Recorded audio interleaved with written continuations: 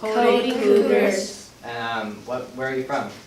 Cupertino and San Jose. All right. Can you guys point out different things on your robot? So one thing that's unique about our robot is our treads. We used to use skids, but it kept getting stuck over here in other missions, so we started using treads because they were more reliable and yeah. And also, after we chose skids, we used to use the plastic treads, but then they didn't go over this, even though we never go over this in the program. So we changed it to rubber.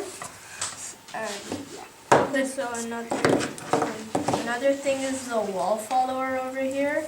Helps us see if our ping is going correctly and distances from the wall so it doesn't crash into it. We have big wheels so that we can move faster, a boxy design so that it's easier to align. We have a lot of holes to slide in attachments, and we have a gyro sensor to perfect turns and a light sensor to line to lines. So if you notice, we have these black bars covering the color sensor.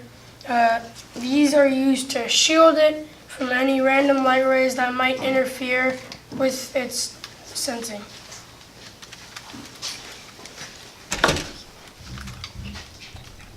And right here we have this ski contraption, and the reason for that so it can go through thermostat action.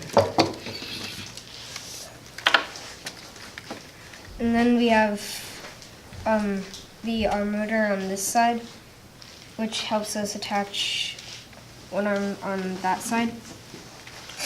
So you have these big wheels right here, very wide, and so the width is so that we could keep traction, and the size is so that it could go over a larger distance with less power. And we have these two motors on the bottom connecting to the wheels that move the wheels, and we have them there so that in the bottom in the middle, so that there's not front or top front heavy or back heavy. And we have on the bottom also two metal balls, and this is because the range of motion for the back is very wide, so that it can do full circles with no problem. Another reason we did the balls is because we were having a problem where we had wheels in the back, and because of the weight of the robot, the wheels would bend. And with these balls, it allows the weight of the robot to be supported directly straight to the ground. Okay, so we made the motors, the driving motors, upright so that it can be closer together. But the problem with this is that sometimes if it stops too suddenly, then it actually tilts forward and it hits the front of the robot against the ground, which can mess up the program sometimes. And the pros is that it's really small, so it can fit in tight spaces.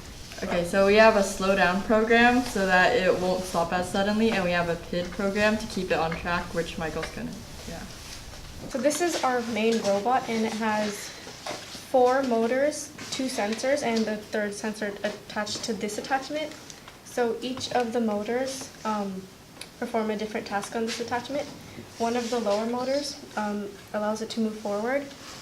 This motor allows the B to go up and down, and the 2 last motors move this and this. So there's a lot of gearing on these sides. There's also some over here too. They go all the way down.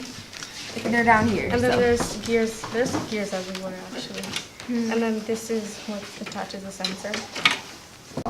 Our robot has 2 medium motors, like the and 2 color sensors.